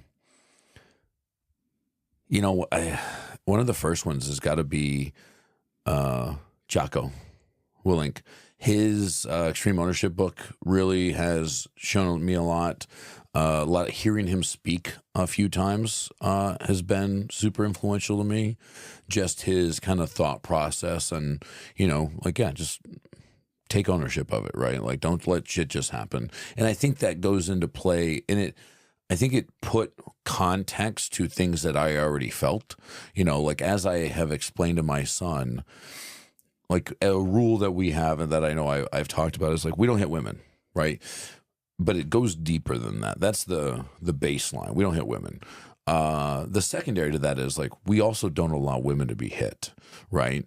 So, and I've shared with him, and like, if you're in my presence and you think it's okay to do that in my presence, then you're okay with the consequences of that, because there will be consequences of that. Like, we're not going to have a conversation. Hey, bud, you shouldn't, smack your wife around. Like, I'm going to go over and smack you in the mouth and be like, how'd you fucking like that? Just pull that smoke wagon, right? Skin it. Yeah. You're just going to stand there and bleed.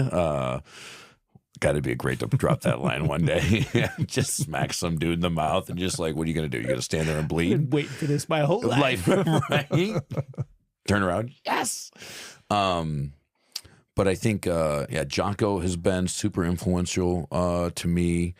And I'll tell you what, I totally sound like a homer on this, I think, but the more and more I've been reading and learning about Dan Campbell, the Detroit Lions head coach, his philosophy, and I think it's not necessarily maybe that I'm learning things from him, but I see he embodies a lot of the things that I believe in. Like, I'm not going to ask you to do something I'm not willing to do, right? I'm not going to ask my team members at work to go do something that I either, one, haven't done or I'm not willing to do. I'm not going to ask my friends or kids or something to do that kind of stuff. I'm always going to try and bring the energy, like that's how I'm going to interact with this. I'm always going to think about the positive. Everything that happened that was bad is going to be an opportunity for us to learn, So I see the way that he's at a much higher level, coaching and leading the best team in the NFL right now, or in history ever. And I see a lot of that, and I think to myself, like, yeah, he's doing, that's what I want to be like. Yeah. Right. And I really think there are a bunch of other ones that I think have some influence here and there. I would even go with, no, I'm not going to share that one. Okay. There are, like Joe Rogan, his just quest for information. Yeah. And he's just open to information. And I think that's a really great skill, or a really good thing, is just to be open to seek constant knowledge. Yeah. Right. I think that's really good. Yeah. What about you? Who's out in the world that doesn't know, that doesn't know Craig? Alanis Morissette. She still does. She still shapes and influences my life. And it's been really interesting to watch from a distance, from outside her gate. I was going to say, I was like, she's got brand new furniture that's really ties the room together. No. But as far as because I'm thinking back over the last 5 or 10 years, and also there's just so many men that were popping into my head as you were talking about, over the course of my life still. I mean, we could go on and on and on about all the fucking men that have influenced me. And when you were talking about Dan Campbell and don't ask people to do things that you're not willing to do. My first boss at McDonald's when I was, 16 or whatever, the owner of the McDonald's, so not even like the manager, but the guy that bought the franchise, like the owner of the McDonald's, and he owned several McDonald's around the valley. He would come in and mop floors and change garbage cans and go clean the bathrooms, and he'd be outside spraying off the, parking lot and emptying dumpsters. He would do all the things. Yeah. It didn't matter what the job was. He knew how to do it. Yep. And not only knew how to do it, but he'd come out and do it. Yeah. And that really stuck with me, just from the perspective of like, I looked for that in regards to like bosses and things like that after that fact. Yeah. But as far as like just men, Rogan, there's a lot of podcasters that I've enjoyed over the years. It's interesting because I felt like I got really focused on listening to men, and then I had to like set it all down, and I just started listening to all of these podcasts that were women-based and women-oriented and everything like that, because it's kind of like an echo chamber after a while. It can be. Right. But the one that came to mind for me was Ram Dass. Do you know who Ram Dass is? So he's a spiritual teacher. Okay. That came to fame back in the like 50s, 60s, and 70s. Okay. With all of the psychedelic stuff that was taking place. Okay. And he had a spiritual awakening journey, whatever we want to call it. He was a college teacher at the time. And then I don't know if it was acid or whatever, but he did some psychedelic with like Timothy Leary and everything like that. Have you ever heard of Timothy Leary? I know who Timothy Leary is. So all during that time period, Ram Dass is then. And he goes to India and meets his guru and just kind of like completely shifts up his life to where he becomes Ram Dass. And is then... So that's not his actual name? No. Gosh, I can't remember. Richard something. I can't remember his actual Ram Dass. name. Ram Dass. I mean, that's cooler. And it's so cooler. Right. But a couple of years back, I started listening to his podcast. He died like in 2017 or 2018 or something. Okay. We just want to pause real quick and thank you for tuning in and listening to Brave Men Dare. We'd like to ask you to do 3 simple things for us. First and foremost, just subscribe wherever you're listening, whether that's Apple Podcasts, Spotify, or any of the other places you can find podcasts. By subscribing, you're going to help the podcast reach more people. Also, feel free to rate the show.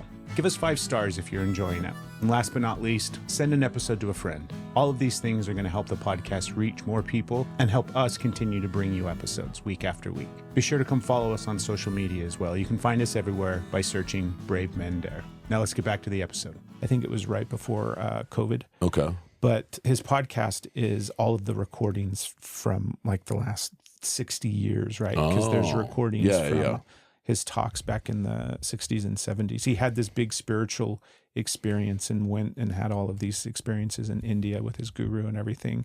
And then he came back to America to spread the word, basically, right? And speak. So there's tons and tons and tons and tons of these recordings. So I started listening to his podcasts. And it was like he was talking to me. I would be there, headphones in, totally zoned in. And whatever he was speaking about, it was applicable to what I was processing and feeling in the moment. And it was just like all of this massive validation and awareness and connection. And it got to the point where it just became like I felt like that he had become this spiritual teacher for me through the ethers of podcasting and shit like that. It was really cool. And it still is. He's very impactful because it's this, his big overarching message is just be here now. Like the whole idea of this is it. This is kind of all that really matters, is just this moment in time. And all any of us can do, because we're just on this crazy journey together, is really just work on ourselves. Like, that's the greatest gift that we can give the world, is just work on yourself and become the best version of you that you can. Get that. And then you go out into the world and share that with people, right? And so I've really learned a lot from listening to him. And he's got books, and Ram Dass he used to do retreats, and he's been around for a really long time, but he's dead now. I was going to say he's not around anymore. Yeah, not around anymore. Not trying to shit on that, but, he's not doing talks now. Right. Well, I feel like that's what's happening is it's like sometimes if I'm in a funk for a while, I'll pull up the podcast and I'll just scroll and be like, this is the one I'm listening to. And suddenly he's talking to me about what's going on and helping me in this moment, give me advice and remind me. And then it's kind of the same thing where he's like, what the fuck are you doing, Craig? Like, right. And all of a sudden you're like, yeah. Ram Dass? My Chop Wood Carry Water. There you go, that's dude. From Ram Dass. Oh, man, I love Chop Wood Carry Water. Yeah, that's him. That's a old Buddhist teaching or something. Yeah. Do the work. He's got a lot of stories like that are metaphorical that I really, really enjoy, that are really helpful. That's good. So Ram Dass. Ram Dass. Yeah, and then it was just like I couldn't really think of anybody else. Because like I said, I mean, I used to listen to Rogan all the time, and all the people that came through that avenue of his podcast had Dan Doty was one of them. I talked about Dan earlier, but I know Dan. But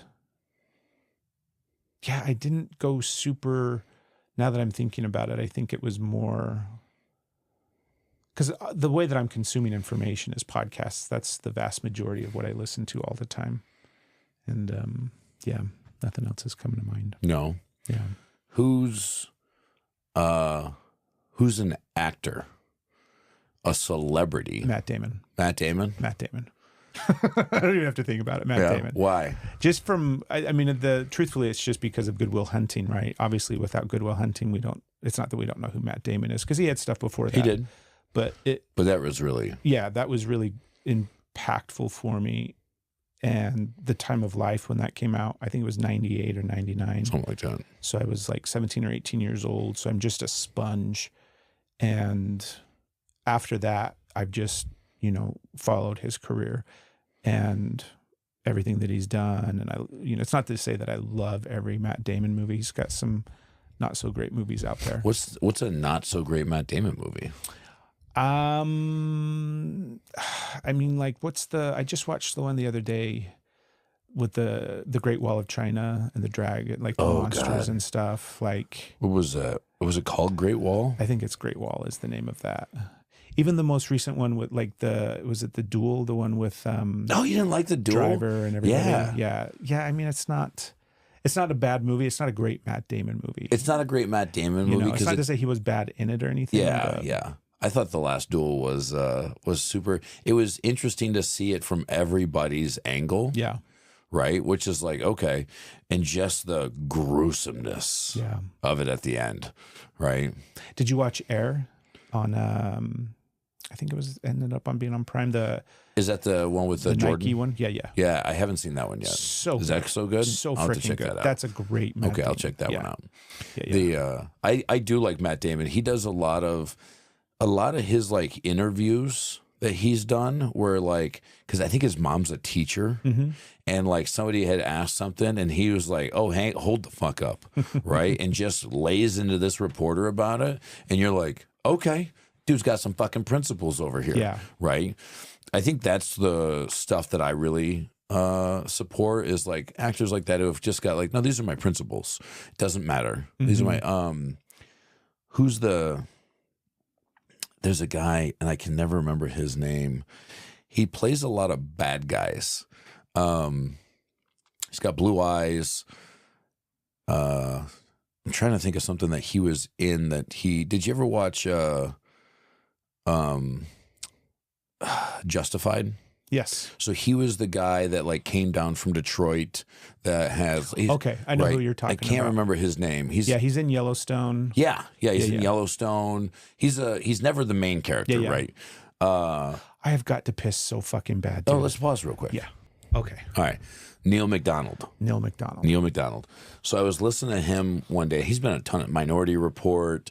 Oh yeah. Yeah, he was in. I just was looking at it while you were on a potty break. But he was doing a podcast and he was talking about it, and he was doing a movie, and they were like, "Yeah, hey," and he went through a script, and then they made an edit. And I could be butchering this whole story, but they made an edit where he had to kiss a woman, and he was like, "No," and they were like, "Well, that's what we like call for." He's like, "I'm not kissing another woman. Like that's not my wife." I'm only going to kiss my wife. And they're like, well, it's an actor. Like, we're not actually, and he's like, no.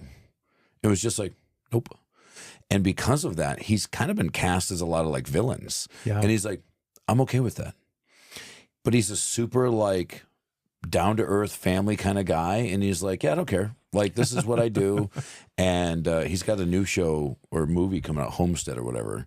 But he, like something like that. Like that's a principle that he has, right? Keanu Reeves, another one.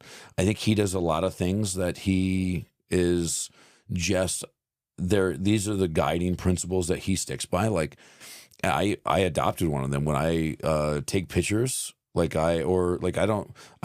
the first person to like put my hands out to the side, right? I'm like, yeah, like that's a good idea. No questions here, right? Yeah. But I think he lives a super low key kind of life in that. But yeah, those Matt Damon. I mean, Matt Damon's good. I like Matt Damon. Matt Damon is the best. I don't know about the best. He's up there. He's up there. It's yeah, I'm trying to think if there's anybody else that really like kicks it off for me. In I like Stallone too. Yeah. Yeah. I think he's okay. I can't really think of anything other like actors that are super influential to me. Now that I asked the question, I was like, oh, right. I know it's interesting because obviously there's like actors that we like and everything like that. But as far as like ones that have shaped and influenced you, like, do you know what I mean? That's kind of a different level of not just liking somebody on screen, but. Yeah. Yeah. I can't really think of anybody else that really like hits it home for me on like their principles of being a man. Yeah. Right. Outside of Hollywood, but okay. I'll throw this one out there too. Ryan Reynolds. Yeah. I really appreciate his relationship. Okay. With him and Blake Lively or whatever. And like they joke about stuff, but there's no doubt like that's his wife and that's his world. Yeah. Yeah. Right. And I appreciate that. Yeah. Krasinski and Emily Blunt. Yeah. Oh yeah. Right. Another great one. Yeah. Krasinski's great. He is good. I just watched 13 Hours the other day. Yeah. I forgot how like cheesy it is. There's so many moments that are just like the cheesiest lines in the whole world. Yeah. That's a hard one for me. Yeah, I bet. That happened. That whole incident happened at the same time that my base was attacked. Really? Yeah. So I mean, literally within hours, exact same. And they were like, and this is where like I get a little like, they came out and they said that all this stuff was happening because of some movie that got released on YouTube that was like shaming Islam or something like that. Yeah, yeah. And it was like, nope, it's got nothing to do with this. Those people have no idea like what the fuck that even is. You're just coming up with a random shit to blame things on. They're mad that we're here, like, yeah, and all this shit. So, yeah, 13 Hours. That's because obviously there were a lot of influential men when I was a cop, like the guys that I worked with and sergeants and the different people that really had an impact on me. And I mean, like, I had a handful of sergeants that I just fucking loved and cared about so much because of, all the stuff. But the guys that I worked with really closely, and I mean, that was obviously and I'm sure it's the same thing, right? I mean, it's like, it's so hard to even just pick out. We could rattle off all of these names, but it's such a time period of life that is obviously just packed with men. It's it's wall to wall with influential dudes. Yeah. There's a couple that come off the top of my head real quick, like Hernani Concesio. He was a staff sergeant, friend of mine. We're still friends. Literally texting, not every day, but almost. He was super influential. He was cool because I got to know him when I was in mechanics school in the Marine Corps, and then he actually came to my unit. And like, he was my staff sergeant in my unit, right? Yeah. So that was cool. There was a couple other, one of the officers I spent a lot of time with, Eric Purcell, call sign Tulsa. Like his call sign is Tulsa. It's the ugly, stupid, loud American, or smelly, not stupid, smelly. The ugly, smelly, tall American, or something like that. Like, I don't know how to, but that's what his call sign's for. Yeah. But he, just a professional, right? Not the best at, just a professional. And I think like he's led me in, he was my boss numerous times, OIC, and loved working for him. We had a CO, well, two COs that are real big for me. One of them wasn't Holsworth. I can't remember his name now. His call sign was Bullwinkle, which is terrible. I just know their call signs, right? But he was, again, this big, tall guy who was just like, yeah, this is the job. He, like, before we went to Afghanistan, he's like, this is like, we're going to do our best. I'm not saying that we're going to be successful, but we're going to do our best. And we're going to, we're going to carry the mission forward. We're going to do what our country's asking us to do. But he carried a machete. And like, if people weren't like, he would wave it at fucking people, and people would be like, hey, like, come give us, I mean, it's stupid stuff. Like, come give us some gas. And he'd be like, and I'd be like, hey, sir, they don't want to, they say that, they're not doing gas right now. And he's like, he'd open his window and he'd put his machete out there. He's like, fucking come here. Right. And he'd go waving his machete around.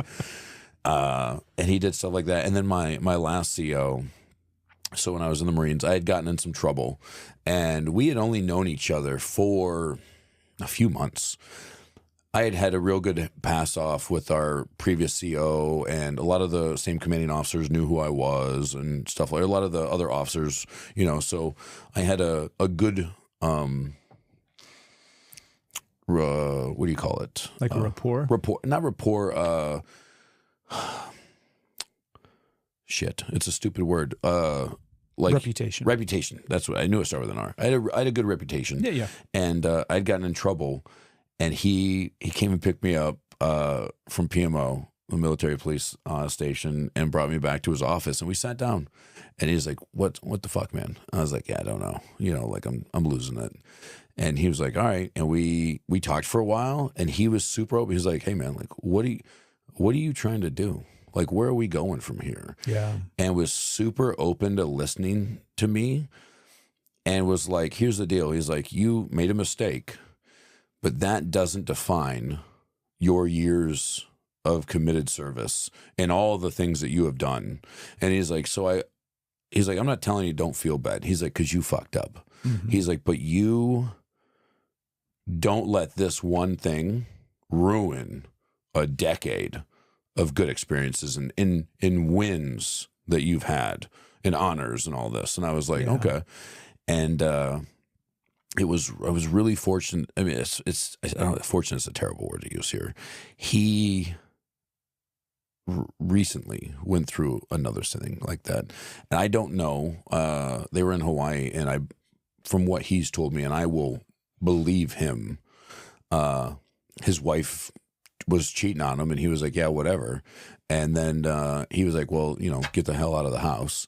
And so she went to like the command and was like, he hit me, and just started like making up lies. Mm-hmm. And I don't believe that's what kind of person he is.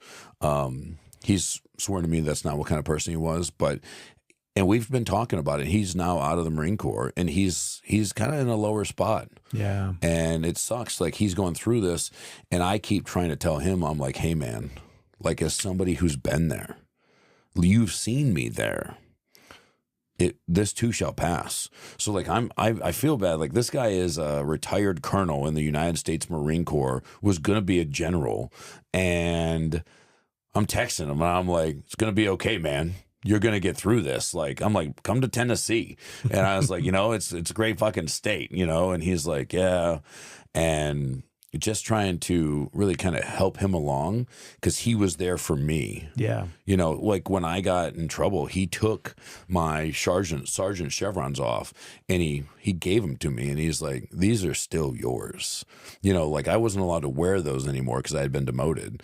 And he's like, but these are still yours, and you earned these. You hold on to these things. And I was like, all right, man, like, so he was also super influential to me. In not like he knew that I was already down, and he never tried to kick it. He never tried to kick me he never tried to make me feel worse. Yeah. He was like, yeah, man, you made a mistake. Mistakes happen, but don't let that, just this will pass. And he was super supportive for me. And, we continued to talk and stuff like that. In fact, it was really hard for him, I know. And this is the tangent. Buddy of mine, good friend of mine, John Morgan, we were served together for years. Good friend of mine. He was struggling with some stuff and like hit me up, and I was in rehab at the time, and he's like, "Hey man," he's like, "What do you think of I can't get his fucking name right now."